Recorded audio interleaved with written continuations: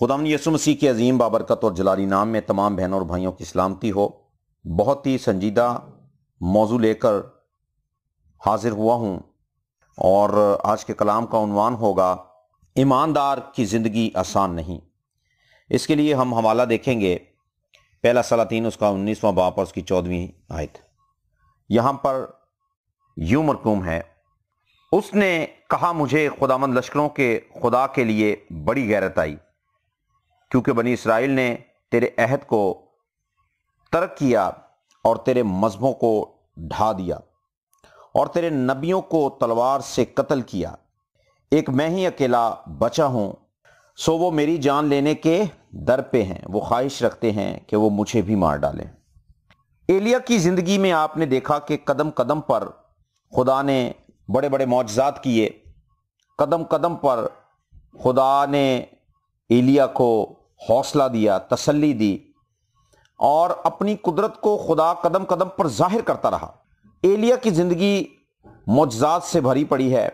एलिया खुदा का सूरमा, मर्द खुदा, मर्द दुआ और खुदा का चुना हुआ नबी, खुदा का चुना हुआ शख्स, जगह ब जगह खुदा के कलाम की मुनादी करने वाला और चैलेंज देकर दूसरे मबूदों के ताल्लुक से और अपने खुदा के ताल्लुक से बात करने वाला शख्स। कितना बेबस और कितना मायूस सा लगता है इस हवाले के अंदर। वो कहता है जनाब कि मुझे खुदावंद लश्करों के खुदा के लिए बड़ी गैरत आई, क्योंकि बनी इसराइल ने तेरे अहद को तर्क किया। वो कहता है जनाब कि बनी इसराइल तेरी राहों पर ना चला और वो हर कदम पर तेरे मज़हबों को ढाता रहा। जब कभी तेरी ज़ात के ताल्लुक से मैंने बात की, उन्होंने मेरी जान लेने का मंसूबा बना लिया और बहुत ज़्यादा परेशानियों का सामना करना पड़ा एलिया को। इस हवाले से पहले अगर हम थोड़ा सा पीछे जाएं ना, तो वहां पर इस्राएली लोग मज़बा बनाते हुए नजर आते हैं, मज़बे की मुरम्मत करते हुए नजर आते हैं। एलिया उन तमाम तर झूठे नबियों को चैलेंज करता है कि आओ आज मालूम हो जाए कि किन का खुदा जिंदा है।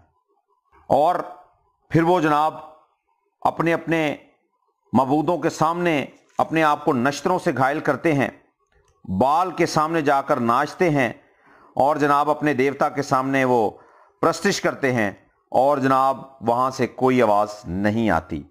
अब इसराइल के लोग क्या करते हैं? इसराइल के लोग जनाब उन तमाम तर उन झूठे नबियों को लेकर कत्ल कर देते हैं जो गैर मबूदों की प्रस्तिश करते हैं, और फिर वो मज़बा बनाते हैं ताकि जिंदा खुदा की इबादत की जाए। जिंदा खुदा की इबादत की जाए, इसलिए वो मज़बा को दोबारा से तमीर करते हैं। लेकिन कुछ वक्त गुजरने के बाद फिर मामलात वही शुरू हो जाते हैं। इसराइल का बागी होना, खुदावंद की हजूरी से भागना। अब यहां पर जो अखीब बादशाह है वो जनाब अपनी बीवी के साथ मिलकर नबियों को कत्ल होने देता है, और जो इज़बल है वो जनाब उन सारे नबियों को कत्ल करके तो क्या करती है, एक कासिद को रवाना करती है एलिया के पास। वो कहती है, अब एलिया डरा क्यों है, मैं इसकी वजाहत करने लगा हूं कि एलिया डरा क्यों है। उसने सारे नबियों को कत्ल करने के बाद एक पैगाम भेज दिया एलिया को कि भाई अगर एक उनमें से एक भी नबी नहीं बचा तो भाई तू भी याद कर ले कि अगर मैं कल के वक्त तेरी जान ना ले लूं तो मेरे देवता मुझसे ऐसा ही करें, बल्कि मुझसे इससे बढ़कर सलूक करें। और एलिया फिर इस बात को मद्देनजर रखते हुए कि इज़बल ने तो सारे नबियों को मार डाला, तो अब मेरा क्या होगा? मैं तो तन्हा हूं और वो कई सौ नबी थे, तो अब मेरा क्या होगा? चंद लम्हों के लिए एलिया की नजरें खुदा की जात पर से हट जाती हैं और वो जनाब भागता है अपनी जान बचाने के लिए। वो बैर सबा में जो यहूदा का है वो वहां पर जाता है और वो जाकर जनाब एक गार में छुप जाता है, और वहां पर खुदा का फरिश्ता उसके लिए रोटी लेकर आता है। पहले कौवे भी रोटी लेकर आते रहे हैं, और जनाब यहां पर खुदा का फरिश्ता खुद डायरेक्ट रोटी लेकर आता है। वो निगाह करता है कि जनाब उसके सराहने अंगारों पर पकी हुई एक रोटी है اور ایک سرائی دھری ہوئی ہے، سو وہ روٹی کھاتا ہے، پانی پیتا ہے، پھر لیٹ جاتا ہے، فرشتہ پھر آتا ہے، پھر وہ جناب روٹی پانی کھاتا ہے اور اس کو قوت آتی ہے، اور پھر وہ 40 دن اور 40 رات کا سفر کر کے خدا کے پہاڑ حورب تک جاتا ہے، وہاں ایک غار میں جا کے چھپ جاتا ہے۔ اب پھر ایلیا چھپ گیا ہے، ایلیا سامنے نہیں آ رہا، ایلیا ڈرا ہوا ہے۔ وہ ایلیا جس نے دعا کی اور آسمان بند ہو گیا، اور جس نے پھر دعا کی تو جناب آسمان کھل گیا، وہ ایلیا جو آسمان سے آگ منگوا لیتا ہے، وہ ایلیا جناب جو کریت کے نالا کے پاس خدا کے حکم کی تابع داری کرتا ہے، وہ ایلیا جس کے لیے کوے روٹی اور پانی لے کر آتے ہیں، وہ ایلیا جو بیوہ کے گھر میں راشن کی کمی نہیں ہونے دیتا۔ اب ایلیا یہاں پر تھوڑا سا بے بس اور مایوس سا نظر آتا ہے۔ اسی طرح خدا کے لوگ بھی میرے عزیزو جب کبھی مشکلات آتی ہیں تو وہ خدا کے کاموں پر غور کرنے کی بجائے ان حالاتوں پر غور کرتے ہیں جن میں وہ گھرے ہوتے ہیں۔ ان میں بہت دفعہ بہت سے ایماندار ٹوٹ جاتے ہیں، اور کئی مرتبہ تو ہم نے دیکھا کہ لوگ خدا کی حضوری سے واپس چلے جاتے ہیں۔ کس قدر افسوس کی بات ہے۔ اب یہاں پر ایلیا کی حالت بھی ایسی ہی ہے۔ ایلیا کیا کرے گا؟ ایلیا کو کیا کرنا چاہیے تھا؟ کیا وہ اپنی جان بچانے کے لیے کسی دوسرے ملک میں بھاگ جاتا، ملک کی سرحد پار کر کے کسی اور ملک میں چلا جاتا اور جا کر ان کے بادشاہوں کو کہتا کہ جناب مجھے پناہ دو، میں اس ملک میں رہنا چاہتا ہوں، تم تو جانتے ہو کہ خدا میرے ساتھ ہے وغیرہ وغیرہ، یہ دلائل وہ ان کو دیتا تو کیا لازم نہ تھا کہ وہ خود اس بات پر ایمان رکھتا کہ بھی خدا تو میرے ساتھ ہے، اور اخیب بادشاہ یا اس کی بیوی ایزبل میرا کیا بگاڑ سکتی ہے؟ لیکن وہ ڈرا، وہ ڈر گیا کہ اس نے تو نبیوں کو قتل کر دیا، مار دیا، اور اسرائیل ہے کہ وہ جناب خدا کے عہد کو ترک پہ ترک کرتا چلا جا رہا ہے، اور جو مذبح بنا دیے گئے جس پر خدا نے اپنی آنکھ کو نازل کیا، اپنی قدرت کو ظاہر کیا، انہوں نے پھر وہ مذبح ڈھانا شروع کر دیے اور نبیوں کو تلوار سے قتل کرنا شروع کر دیا۔ ان ساری باتوں کو وہ اپنی آنکھوں کے سامنے دیکھتا اور ان پر غور کرتا ہے تو خوف اس پر غالب آ جاتا ہے۔ جب خوف غالب آ جاتا ہے نا تو میرے عزیزو لوگ پھر ہمیشہ بہت بڑے مسائل کا شکار ہو جاتے ہیں، مشکل میں پڑ جاتے ہیں، کیونکہ وہ جب خوف کے لیے دروازہ کھولتے ہیں تو انسان کی زندگی سے ایمان جاتا رہتا ہے۔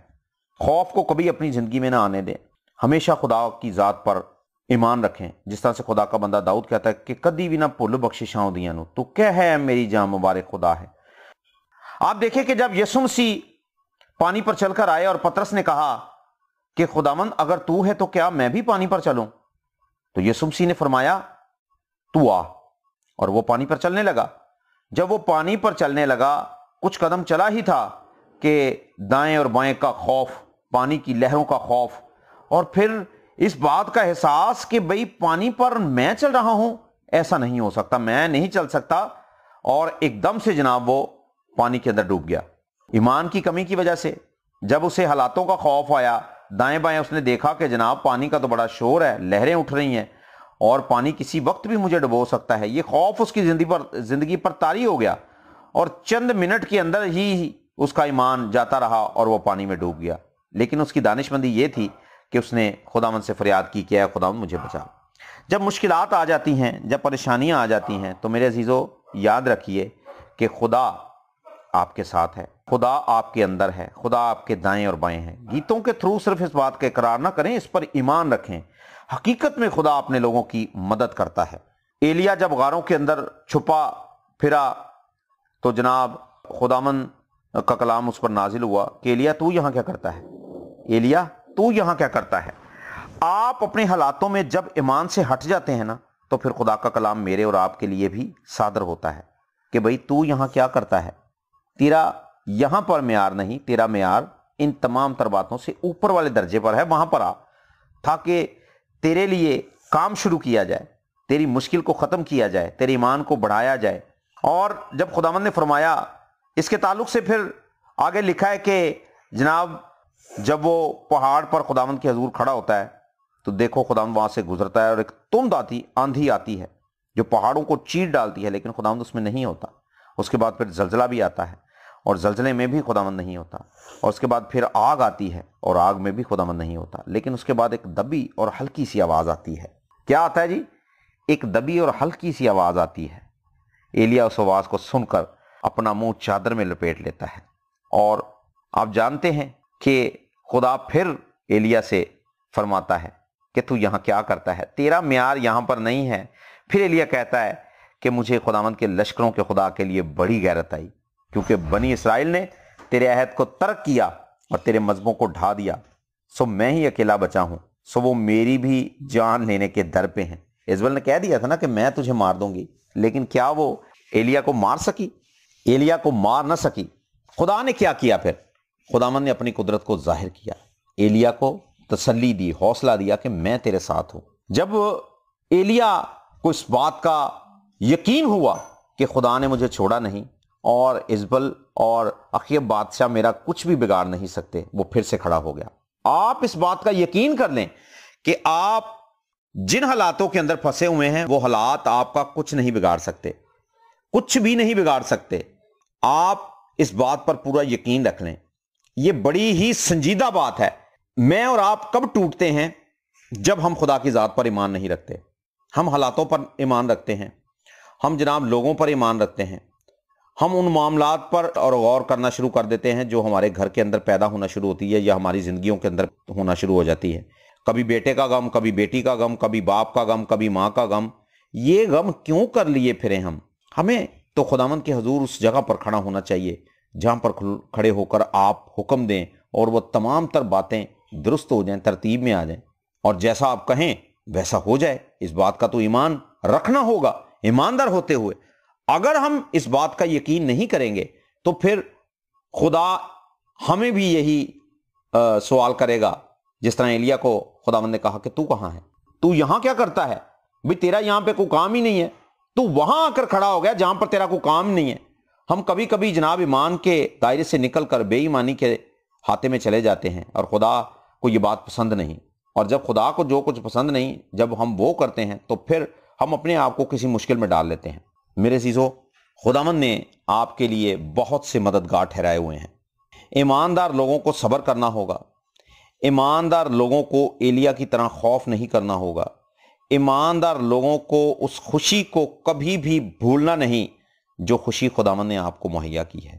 ایلیا جناب کسی حد تک مایوس ہو چکا تھا کہ اب میرا کیا ہوگا، اور پھر آپ کو پتا ہے کہ خدا نے خاموشی کے ساتھ بڑی مدھم آواز سے ایلیا کو پکارا، اور ایلیا سمجھ گیا کہ خدا آ گیا ہے۔ ان حالاتوں کے اندر جب طوفان ہو، گرجتی ہوئی آوازیں ہوں، جب زلزلے آتے ہوں، جب مشکلات ہوں، اور جناب جب دکھوں کی آندیاں اور مصیبتوں کی آندیاں آپ کی زندگی میں چل رہی ہوں، تو کبھی آپ کو وہ مدھم سی آواز سنائی دی ہے جو خدا کی آواز ہے؟ ہم نے شاید اپنے کانوں کو یا اپنے آپ کو اس آواز کو سننے کے لیے تیار ہی نہیں کیا۔ خدا آپ سے کلام کرنا چاہتا ہے، خدا آپ کی مدد کرنا چاہتا ہے۔ آپ خدا کے ساتھ اپنی رفاقت کو برقرار رکھیے، اپنے آپ کو اکیلا محسوس مت کیجیے۔ خدا آپ کی ہمت ہے، خدا آپ کی طاقت ہے۔ الیشا ایلیا کا مددگار ٹھہرا، اور دونوں دوست جناب مل کر پھر خدمت کرنے لگے، اور آپ کو پتا ہے کہ پھر ایلیا دوبارہ جب لوگوں کے سامنے آیا تو پھر وہ جناب مرد خدا ہی کی صورت میں لوگوں کے سامنے آیا، ڈرا ہوا، تھکا ہوا، ٹوٹا ہوا نہیں۔ آپ یقیناً اپنی زندگی کے ان تمام معاملات میں شاید اس زندگی کا بوجھ اٹھاتے اٹھاتے تھک گئے ہوں، لیکن حقیقت یہ ہے کہ یہ بوجھ خداوند کی طرف سے آپ کو ملا ہے۔ یسوع مسیح نے نہ فرمایا کہ میرا جوا ہلکا اور ملائم ہے؟ بے شک یہ جوا ہلکا اور ملائم ہے، لیکن اس میں بہت سی ذمہ داریاں ہیں، بہت سی ذمہ داریاں ہیں۔ اس کی نرم آواز کو سنیں، اس کی دھیمی آواز کو سنیں، وہ آپ کی ہمت بڑھائے گا، وہ آپ کا حوصلہ بڑھائے گا، وہ آپ کے بگڑے ہوئے کاموں کو درست کرے گا۔ اگلے ہی قدم پر آپ جب کھڑے ہوں گے نا تو خداوند آپ کو اپنے ساتھ ملے گا، لیکن اس ہاتھے سے باہر آئیں جہاں پر مدد نہیں کی جا سکتی، جہاں پر افسوس کیا جا سکتا ہے۔ اور کئی مرتبہ ہم خدا کی حضوری سے نکل کر اپنے آپ کو مشکل میں ڈال لیتے ہیں، اور خدا ہمارے لیے کوئی فیصلہ نہیں کر پاتا کہ میں اب اس کے لیے کیا فیصلہ کروں۔ کیا یہ واقعی ہی ایماندار ہیں؟ ایک وقت میں ہم ایلیا کی طرح بڑا جوش دکھاتے ہیں، لیکن دوسرے وقت میں ہی ہم ایسا لگتا ہے کہ جیسے جناب بالکل بے بس ہو چکے ہیں، یا وہ دعوے یا وہ باتیں بالکل جھوٹی اور بے معنی تھیں جو بڑی دلیری اور بڑے نعروں سے لگا کر ہم نے کی کہ خداوند میرے ساتھ ہے، خداوند تیری تعریف ہو، خداوند تو بھلا ہے، خداوند تو مہربان ہے، خداوند یسوع مسیح کی جے۔ فتح مندی کی حالت سے نکل کر شکست کی حالت میں چلے جانا، یہ کوئی ایماندارانہ زندگی نہیں ہے۔ آئیے میرے عزیزو، اپنی زندگی پر غور کریں اور خداوند کا شکر کریں کہ خدا اپنے لوگوں کو کبھی تنہا نہیں چھوڑتا۔ God bless you all.